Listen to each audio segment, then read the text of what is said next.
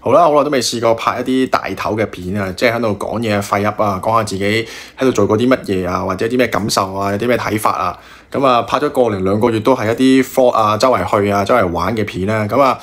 主要原因咧就係因為驚自己有講錯嘢啦，自己表達力差啦。咁所以今次咧我係都叫做打咗啲稿，咁就去講自己喺度生活嘅一啲嘢咁樣咯。咁就今次嘅題目咧就係講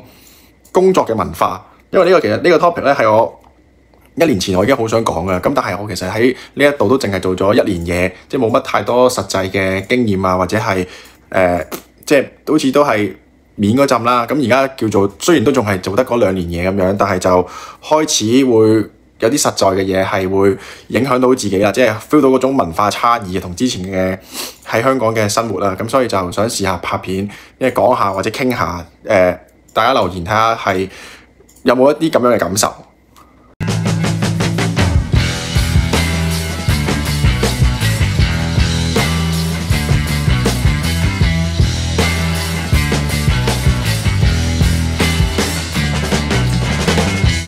好啦，一講到呢個工作方面嘅文化，就即係一個中西文化嘅分別咧。咁就係我覺得係一個好強烈嘅對比，一個好相反嘅，就係咧喺呢度工作嘅人咧，通常咧佢哋都係嗰種叫做 work to live。咁但係喺香港咧，佢哋就 live to work 嘅。即係我哋以前返工，我哋香港人最叻嘅就係我哋嘅訴求就係返工。咁呢度咧就係為咗工作咧，其實就係為咗生活而去工作啦。咁香港就係為咗工作而去生活。咁我唔知大家聽起呢句説話會唔會覺得係即係明白嗰個道理係明白究竟講緊啲乜嘢？就係可能打風落雨啊，諸如此類啦。咁我哋以前咧就係真係諗緊下一個我哋幾時要返工，我哋要準備要返工噶咯，我哋要差唔多時候要準備好要去返工。咁返完工之後要點，甚或者就係我哋可能其實收咗工之後咧，都仲係返緊工。即係嘅意思就係可能你都會仲 check email 啊，或者可能你都會收到 WhatsApp 啊，然之後你要覆啊，你要諗下聽日開會要講啲乜嘢啊，或者係可能你今日嘅嘢你都仲未做完，或者可能你下個禮拜嘢都仲未做完，你就要繼續返屋企，仲要 OT 啊，就係繼續做到第二朝，分分鐘可能做11、2點，咁跟住你咧第二朝又要6、7點就要撳起身咧，就要去搭車，跟住返工，跟住放工咁樣。咁呢個就係唔好話大家啦，就係我以前嘅一啲生活啦。雖然我之後係返間嘅，咁可能會好少少，即係可能嗰一間做完嘅嘢我就做完啦，我唔使再諗落去第二日啦。咁但係其實未返間之前咧，我嘅生活就係6點零鐘要起身，跟住咧就要7點鐘搭車搭1個鐘頭車就去地盤嗰度做完嘢之後咧，跟住咧可能咧就要做到以前係咩啊？以前係朝8晚5咁樣啦，咁跟住5點收工，然之後6點又會搭返車，跟住返屋企咁食埋飯，可能就已經係7點沖埋涼7點幾咁樣，然之後咧你又要開始繼續去畫圖啊、做嘢啊，即係去度嘢諗嘢，因為嗰陣時仲係可能係學緊嘢，或者係有好多嘢做，咁總之就個生活就係咁樣咁樣做。咁呢一度咧好同唔好就一陣間即係我自己先再講啦。但係呢度嘅生活就係點樣咧？首先工作嘅時數就唔會係好似香港咁多啦。香港可能朝9晚6咁樣啦，9個鐘。但係呢度咧，通常嘅工都係8個鐘到嘅。咁8個鐘之後咧，咁之後嗰啲就係其實 OT。而 OT 咧，好多老細都唔會俾你 OT，因為一嚟咧呢度係有規定咧 OT 係要俾錢啦。咁當然你自願返 OT 係另計啦，你自己啲嘢做唔晒，你自己要 OT。但係咧通常都唔會咁多，而且咧呢度收咗工之後咧係好少機會啦，即係除非真係屎淋尿瀨咁樣咧，要好緊急嘅嘢啦。咁其實咧收咗工之後咧就係收咗工，你係應該係唔會再收到任何嘅 email 啦、電郵啦，係啦 email 電郵或者甚至係電話啊、WhatsApp 唔會啦、message 你都唔會啦。咁呢個就係嗰個我覺得最大嘅分別就係咁樣。咁因為呢度嘅 OT 咧，其實咧根據勞工法咧，你每 OT 咧就係要有至少1.5倍人工俾你嘅。咁同埋呢度咧係可以 reject 嘅，即係你返工，唔係應該咁樣講，你收咗工之後咧，如果老細叫你 OT 去做嘢，其實你係有權去 reject，呢個權力都係幾大嘅。佢想叫你留低幫手做嘢，你可以同佢講唔得啊，可能我要做屋企啊，屋企其實咧呢度都係一個好特別嘅 terms 嚟嘅。當你所有嘢都係牽涉咗屋企啦 ，family 咧就係會 come first 嘅，你所有嘢都係最大就係屋企。咁呢個之後咧，我就會講一樣幾特別嘅、幾深刻嘅嘢，一陣再講。咁我諗如果係香港啦，即係我又唔可以講話而家嘅香港點，因為我而家已經唔喺香港度做啦。咁我當我以前啦，咁我以前香港嗰陣時 OT 就一定係自願㗎啦，即係你自己搞唔掂啲嘢，你個腦就會同自己講，喂，點都要死掂佢喎，你搞唔掂喎，咁你咪要繼續做。可能你有筆數要追嘅，咁你咪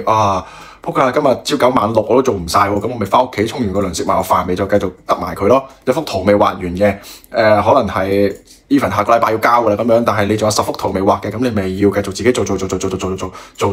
搞得掂為止咯。咁就係應該咁講，盡責。總之就係點都要死掂佢嗰種嗰個思維啊，就係同呢度好唔同咯。咁所以我就會覺得喺呢度做嘢會有呢一方面嘅舒服，嗰種舒服就係你唔會再需要話死都死掂佢，嗰種壓力咧就唔係嚟自呢一度咯。咁同埋佢所謂嘅 family come first 咧，其實某程度上對於我而家嚟講咧係優惠啦，因為我真係有 family 嘛，即係我有小朋友啦，咁我要 take care 嘅小朋友啦。其實我唔知香港係點樣啦，或者以前係點樣，因為我以前都未有小朋友，我有小朋友嗰陣時我已經過咗嚟啦。但係我覺得我嚟到最特別嘅就係我可以同老細講話，我一定要準時收工，因為我要接送放學，我要湊仔，咁係 OK 嘅喎。咁即係佢哋係好欣然去接受呢樣嘢，因為其實佢哋都係咁樣。因為佢哋就算 even manager 又好 director 又好，即係總之所有嘅 senior 都好 family come first。小朋友可能有啲咩興趣班要你負責接送放學嘅，3點鐘可以走啦。即係總之你單聲，總之嗰個 responsibility 就係你要有一個責任去同條 team 講，就係我可能啲嘢接完個仔，就可能之後先再搞啊，或者今日搞唔到，聽日再搞。但係咧就係我可能3點就會走噶啦，咁樣之類。即係總之。點樣講咧？嗰個寬鬆程度好似會好啲，即係如果喺香港嘅話，又會唔會可以同你講話？喂，我要接仔喎，我3點零鐘我就要走噶啦，我要去放學，我要送佢去，可能去補習班啊，成日之類。我呢個我又唔知，但係我覺得好似呢一度喺呢一方面會鬆啲。而當然啦，呢度嘅 work-life balance 咧就好似頭先所講啦，呢度工作時數唔會好多，你8點到4點，4點就真係收工噶啦。咁你收工之後，你就係你自己嘅時間，你可以去行山又得，你可以去同小朋友去公園玩又得，跟住你可以總之你自己做乜都得。咁我曾經都有諗過咧，就係如果我要翻香港，可能我一家4口，我哋翻香港，去翻朝九晚六嘅生活，會唔會同而家都可能冇乜咁大分別咧？但係我就覺得好似係會仲更加辛苦，因為朝九晚六，我用翻以前嗰啲諗法啦。我哋香港冇車啦，我哋要搭車，可能搭交通工具去一個地方都已經差唔多成個鐘。咁跟住搭完1個鐘頭，跟住可能翻工翻朝九晚六，跟住可能接仔，跟住再翻屋企，可能其實已經係7點零8點噶咯。即係同而家嗰個時間上高，好似已經係有一段距離。我擺好少時，我係擺到好少嘅時間喺屋企，即係我而家可以係，我係有權係接完個仔之後，我仲可以帶佢去公園玩1個鐘頭幾，跟住我先再翻屋企食埋個飯，我都仲係6點零7點沖完涼啦。咁跟住嗰啲時間就係我哋噶咯喎。咁但係咧，工作時數少，其實咧某程度上咧，我就會覺得咧有時一啲工作咧係會有機會係會遲咗，即係佢哋嗰種感覺就係做唔到。就係做唔到，即係你朝8晚4做唔到 tomorrow problems 就變咗 tomorrow problems， 咁 keep 住一個 tomorrow problems 咧就一直喺度 accumulate 落去咧，咁但係有時咧就會係 delay 啊，或者甚至係成件事做唔到咯，咁都係得嘅喎，即係都係可以係咁樣發生嘅喎，但係喺香港就唔會咯，即係會喺度俾人頂噶嘛，即係會喺度鬧噶嘛，即係開會嗰陣時喺度問候你，喂，搞乜嘢啊你死都死掂佢啊，即係嗰種感覺噶嘛。呢度就會有呢種鬆，但係咧，即係你話好定唔好，即係睇下你究竟係點樣，睇下你係受益嗰個定係 suffer 嗰個啦。所以咧，其實我初入嚟做嘢嗰陣時咧，佢哋話係返8個鐘啦。我曾經之前啲片都有講過啦，我係特登咧係朝7晚3咁返工啊！呢個其實咧有一個幾特別嘅，我問過好多朋友，即係去究竟你哋會想早啲返工、早啲收工啦，定係遲啲返工、遲啲收工咧？即係如果俾你揀，你會朝7晚3之後就收工，定係你會揀朝9晚5咁樣咧，或者朝10晚6咁樣呢兩？因為最極端啊，朝10晚6同朝7晚3，即係你哋會究竟係揀乜嘢咧？即係我自己就會係揀朝7晚3嘅人嚟嘅。我係越早搞掂，將所有嘢越早搞掂晒之後，啲時間 free 咗咧，我就會覺得係好正咯。咁所以我之前份工咧，我係揀朝7晚3，咁所以我翻到屋企，其實我3點半翻到屋企咧，我係仲可以同個仔去公園嗰度揈過幾2個鐘頭，都仲可以，都仲得嘅。咁而家嗰啲，咁當然因為之前份工嘅 workload 都少啦，而家嗰個 workload 咧係，我會講話係好多，因為同埋可能要學嘢啦，同埋要用腦用多咗啦，咁所以咧even 就算我係真係翻8個鐘都好啦，其實我翻到嚟咧，我都已經係冇咗半條人命，因為我個腦咧已經係用晒啲 memory， 用晒啲 RAM 啊！我啲白頭髮係多咗超級無敵勁爆多，所以就係咯。如果我要用呢一個咁樣嘅模式喺翻香港度翻朝9晚6咧，可能都會頂唔順。而當我初喺一個西方嘅文化度做嘢咧，我唔知大家有冇試過係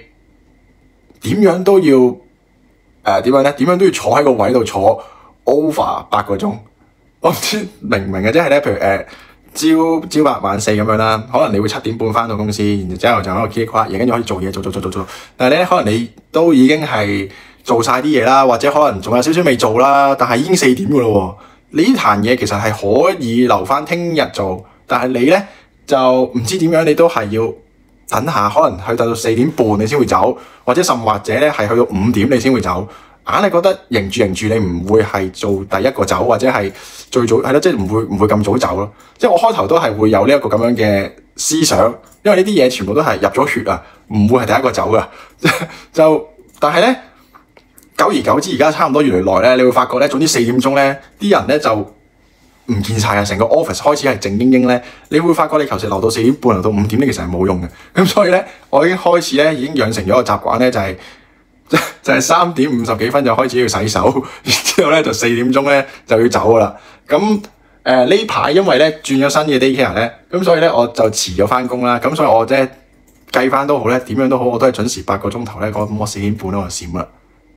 好啦，咁講完呢啲咁樣嘅可能工作時數或者工作文化咁樣啦，咁跟住我就會講一個叫做假期嘅文化。假期咧，我覺得呢度咧係一講假期咧，我會覺得就係香港嘅假期咧，就感覺上會多過加拿大啦。咁其實加拿大嘅法定假期咧，其實都係10至15日啦 ，depends on 唔同嘅省份啦。咁香港咧就大約係我唔記得多過15，好似17日咁樣嘅公眾假期咁樣。咁跟住就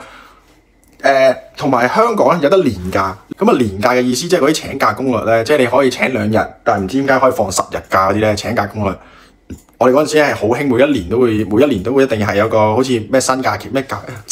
嗰個叫乜嘢咧？網咧 holiday 啊咩頂。總之每一年咧嗰啲 Facebook 咧都一定會有啦。哇！請假攻略啊，請3日放7日啊，請2日咧放8日啊，咁樣支持出去啦。通常都係清明同埋復活節夾埋咁樣嘅。咁當然啦，喺呢度咧就冇，我冇記錯啊。呢度點樣都好，個年假咧最長咧都係禮拜6日1咁樣，禮拜6日1 3日假。咁已經係叫做 very happy 啦 ，long weekend 啦，咁你就可以係去好多唔同嘅地方，即係佢哋嗰個諗法就係咁，你點樣都要請多4日，跟住就連埋嗰個禮拜6日咧，咁你先係即係嗰啲叫做長假期咯。咁但係你就要請4日假咯，去換咁長咯。呢度就冇香港嗰種玩法嘅。咁但係咧，呢度放假咧係大晒噶。尤其是咧有兩個時段嘅假期咧係非常之搶手同埋係老諷嘅。咁咧分別就係 summer 同埋 winter。咁咧即係好似點樣講咧？即係 summer winter 呢兩個假咧，其實大家諗到會係關於啲咩嘅咧？一個 summer 咧就係暑假，暑假咧就係學生放假，學生放假咧家長都係放假嘅。如果唔係咧，你係因為佢成年就得嗰段時間 summer break 嗰段時間咧，你就帶佢周遊列國，去 road trip，去blah blah blah blah 諸如此類咁樣啦。一到放暑假咧，成條 team 咧係可以咧係剩翻幾個係冇小朋友嘅人喺度，就係咁樣。跟住第二個假咧就係 winter 係咩咧？聖誕節，一個聖誕節12月咧又係冇晒人㗎。咁所以咧，我之前都有拍過條片，就係話點解我個 OOWP 咧要咁早咁耐咧？就係因為我計過，如果我5月到期，佢理論上係6個月到啊嘛，即係嗰個申請時間6個月啊嘛。咁啱咧就擲正咧11、12月咧呢啲咁嘅 winter 嘅時間咧，咁我就覺得有危機，咁所以我就一早而家就校咗，喺度等，慢慢喺度等就算。呢兩個新聞 winter 嘅 shut down 咧，直接係 shut down 嘅，基本上咧就係放假老馮陪屋企就係咁樣，即係就唔會好似香港，即係以前咧你放假咧成日都好似要係問過或者考慮過會唔會影響到人啊，或者係驚唔驚會係咯，驚唔驚自己放假會搞到人啊，或者係會唔會令到單 project 延誤啊，或總之就會好驚放假，或者係唔好同同事撞假咁上下。咁但係因為咧呢一度咧頭先之前第一開宗明已經講咗啦，就係嗰句叫做 family first 啊嘛。當你成條 team manager 大 waiter 即係 senior manager， 跟住 team lead 或者係總之你成條 team 嘅嗰啲都係要陪屋企嘅話咧，其實咧你真係有權成條 team 咧上面嘅所有人咧，即係總之有小朋友嘅人咧都係會係放假，因為大家都真係淨係啄住個 summer break 嘅啫。好少少嘅話咧就係個 overlap 咧係淨係得1、2個禮拜，因為佢哋通常一放咧就放3、4個禮拜噶啦。好啦，咁啊講完呢個放假嘅文化之後咧，咁就再講下呢啲咁嘅職級嘅文化啦。一係職級嘅文化咧，以前啦，因為我做地盤咧，咁好多時咧見到啲 consultant 啊，或者見到啲客啊 client 啊，咁我哋咧好下意識傳統，我哋都會叫嗰啲人叫阿 Sir 啊。即係總之，就算 even 咧喺同一間公司都好咧，係上一級嘅，我哋都會叫阿 Sir。喂，阿 Sir， 你係點啊？咁啊，阿 Sir 點啊？阿 Sir 咩 Sir 叫我做呢樣嘢？咩 Sir 叫我做呢樣嘢啊？可能就少啲女仔嘅，咁可能女仔都會叫 Madam。我又唔係喎，我真係好少係一個女上司喎。以前真係。咁但係咧，唔係啊，係叫阿姐啊，係啊。如果係有女上司嘅就可能叫阿姐啊，乜姐咁樣就會叫你幫，就係係咯咁樣咯。咁但係嚟到呢一度咧，咁一定就唔會叫阿 Sir 啦，因為呢度全部都係英文名啦，咁啊全部都係 first name 行頭啦，即係可能就叫阿Henry，Henry 就算係大 wetter 都係叫佢 Henry， 你唔會叫佢Mr. Wong 咁樣嘅，你唔會咁樣叫佢 Mr. 乜乜，你就係叫佢 Hi Henry，Good morning Henry， 係喎，咁樣跟住傾偈喺度傾下偈，即係我會覺得有少少係嗰啲叫做以前學經濟咧嗰啲唔知香港嗰啲可能係垂直嘅 vertical 嘅，外國嗰啲比較上咧係會 flat 啲，係會 horizontal 啲嘅嗰個架構，但係我已經唔知嗰啲 terms 係叫咩啦。總之就算 even 上司都好咧，你都係好似同佢平起平坐咁樣同佢傾偈吹水。呢個我會覺得係有一個好處嘅，就係你可以好多嘢都會同佢開開心心笑啊，咁樣傾下咁樣算嘅。香港嗰啲咧，你除非遇到一個好上司啦。遇到一個好上司，佢係很願意喺呢一度同你落嚟呢一邊咧，同你去吹水咧，咁嘅話咧，呢個你就會同佢傾好多偈咯，咁佢就會可以吐多料咯，即係會係咁樣咯。如果唔係嘅話咧，你其實係好少要係驚動到上面啊。但係我哋如果係喺外國嘅話，其實我哋就唔係用驚動咯，我哋係可能係傾偈或者係分分鐘通知都可以係咁樣嘅，就係呢一個就係嗰個職場嘅文化。咁開會嗰陣時就梗係360度個喺度嗶哩吧啦，你講一句我講一句，你講一句你講一句啦。咁嗰個會咧就會好精彩，好多嘢討論。但係咧唔好嘅就梗係成日都 overrun 啦。咁啊大家就喺度傾偈啊，呢個討論真係好好啦，咁啊支持佢啦。咁樣就係啦，即係你又覺得會係好定唔好咧？我自己覺得咧係都幾舒服嘅，會係好過之前嘅。即係講階級觀念冇咁高咧。就係有個咁嘅分別咯。咁頭先講開會咧，講完開會就有啲溝通嘅文化。喺西方嘅社會咧，好多時都係嗰個叫做包容、鼓勵嘅説法。即係咧，你做到成塊屎咁都好咧，佢哋都係同你講：喂 ，excellent 喎 ，OK 喎，你做得幾好喎，你好，我哋見到你好俾心機咁做嘅喎。但係咧，你係會 feel 到其實咧，我根本就係做咗塊屎出嚟，而竟然你都會讚嘅喎。咁究竟係真定係假㗎？咁喺香港咧，你做咗塊屎嘅話，就一句就摁落嚟㗎啦，係咪先？一嘢就扮落嚟㗎啦嘛。咁我自己咧喺呢一方面咧，我會覺得咧喺西方或者外國嚟講咧，呢個文化其實對於我嚟講咧未係太過好。我會比較想直腸直肚啲啊，即係你同我講，即係我成日都開會嗰陣時都同我老細講話，喂如果你覺得我做錯咗或者係我呢個 approach 係唔啱嘅話，你同我講聲，或者我會改你同我講點改，我就會大約 adjust 啦，即係總之就唔會再犯錯咁樣啦。咁但係咧，基本上每一次都係話做得好啊，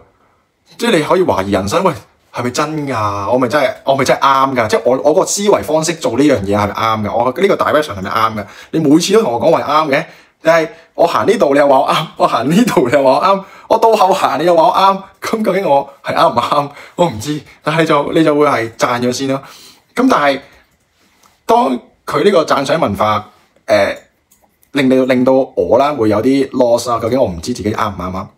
但係有時咧就真係可能有一啲嘅壓力嚟到嗰陣時咧，佢唔係一嘢扮落嚟咧，你就會覺得好彩冇扮落嚟，即係好彩唔係真係咁大件事。你以為做錯咗事，你去 say sorry 嗰陣時，但係其實咧原來喺佢哋角度，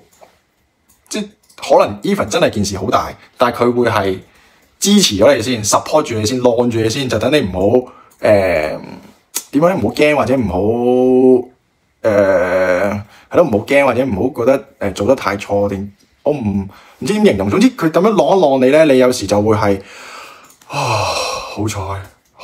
即係嗰種感覺咯。但係以前嘅話，如果做錯咧，或者唔識做咧，其實就會有好多好難聽嘅説話噶嘛。即係屌你咁死蠢㗎咁樣，咁你都唔識做咁樣。咁呢個就係以前嗰啲文化同呢個文化啦。咁我真係只能夠講話有好有唔好，因為有時我真係要一個好 clear 嘅 direction， 我想知道啱定唔啱咧。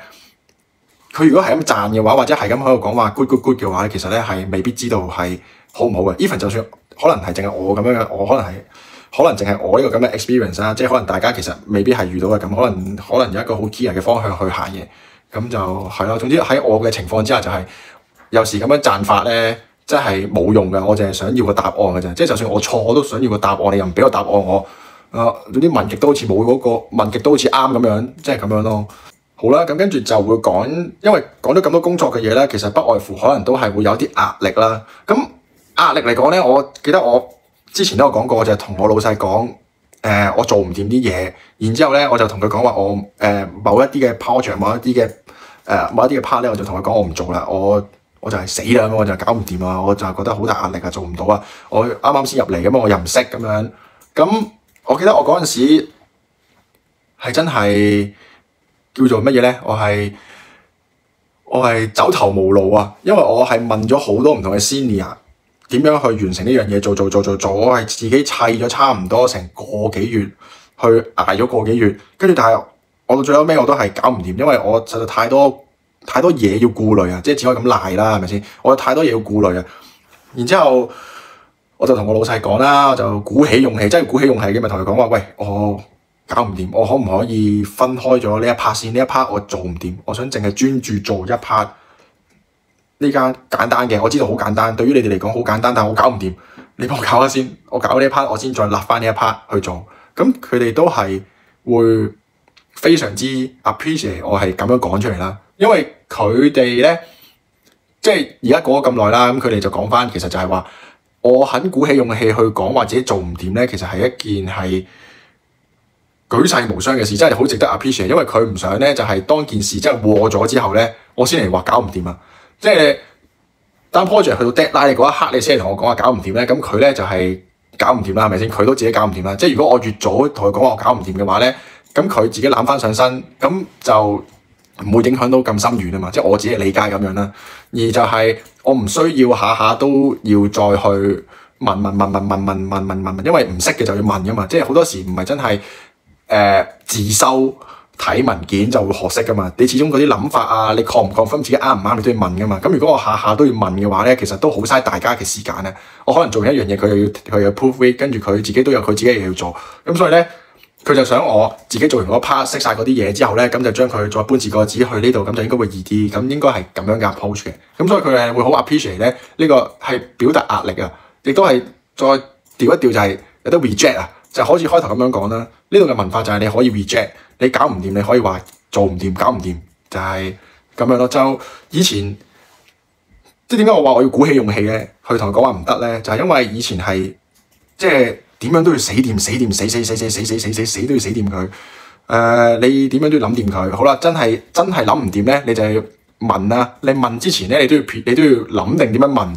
你就諗緊點樣啊？咁樣問嘅話，我咁樣問嘅話，佢大約會點樣答我咧？咁但係其實我想要嘅答案係咁樣，即係好似要捉棋咁樣啦。要諗一步，諗一條問題或者幾條問題係可以答晒你所有嘅嗰啲問題咧，咁就唔好煩到你個上司，唔好煩到你個 senior， 咁就最好啦。咁所以咧喺度咧，綜觀頭先所講嘅嘢啦 ，family come first 啦，跟住可能嗰個職場嘅文化就可能係何會桑同你可以傾偈啦，然之後你有啲嘢可以 reject 啦，咁所以咧，你去表達意見或者係講一啲講啲嘢嗰陣時咧，其實係會易好多，同埋就壓力方面咧就係冇咁多嘅。雖則咧，我自己咧嘅壓力咧就有好多啦，屋企啦、工作啦、唔識啦，跟住可能就仲係有一啲根深蒂固嘅思想入咗血個腦嗰度，仲係掹唔走啦。咁就要慢慢咁樣去 tune 咯。好啦，咁跟住再最後可能講一講少少嘅工作模式啦。咁其實呢一度嘅工作模式咧，好多時咧都係 hybrid 嘅。hybrid 嘅意思就即係話，你一個禮拜可能5日啦，咁你其實可以有幾日咧係 work from home。咁我見大部分一啲關於 office 嘅工，其實都係有呢個 work from home 嘅 choice 咯。而 work from home 嘅好處咧，就真係多，但係咧只係咧就真係點樣講？work from home 嘅好處就係即係你少咗交通時間啦，咁你可以喺嗰段時間就可能食個早餐嘅先返工啦，又或者可能你係做下嘢，咁你好舒服咁樣可以着住條底褲喺屋企沖杯咖啡，慢慢喺度飲咁樣，就即係所有嘅嘢都係盡在掌握之中嗰種感覺。work from home 嘅就係唔使好市正咁樣坐喺 office 咁樣又。係咯，即係我覺得 work from home 呢個好處就係咁樣咯。好啦，咁所以綜觀咁多嚟講咧，其實我自己咧，係即係而家啦，有一個家庭喺度咧。其實我係覺得西方呢一邊嘅工作模式咧，係對於我嚟講係幾好嘅。我可以有多餘嘅時間，即係多咗嘅時間啦，就係去陪屋企啦，處理屋企嘅事啦，去玩啦。就算唔好話處理屋企嘅事講到咁大啦，係咪先咁誇？其實就係去玩啦，多咗自己時間玩啦。咁雖則咧，就係工作嘅 workload 咧係偏多啦。我自己份工咁，如果咧之後嘅 workload 咧會少啲，即係例如啦，去 summer 去咗呢個 winter break 嗰陣時咧，咁咧再加埋 work from home 咧，哇，咁就正啦，咁就舒服啲啦。咁所以就係啦，如果有屋企嘅話，我會覺得喺呢一邊會舒服啲。咁唔知大家你又會覺得喺香港嘅工作模式會好啲啊，定係會喺外國嘅工作模式好啲咧？可能你其實係單身，或者可能你係就咁 couple，或者係都係一樣有小朋友嘅，你又會覺得喺邊一邊會係舒服啲咧，開心啲咧？咁就係啦。今日講嘅就係咁多，下一次可能都會再有啲大頭喺度傾下偈，睇下下一次會講啲咩 topic 啦。我未諗啊。如果你想有啲咩俾啲 idea 我拍片嘅話咧，你都可以講，睇下我可唔可以有自己嘅一啲經驗或者係諗法係關於你哋嘅 topic 可以講落去嘅。咁就係咁咯。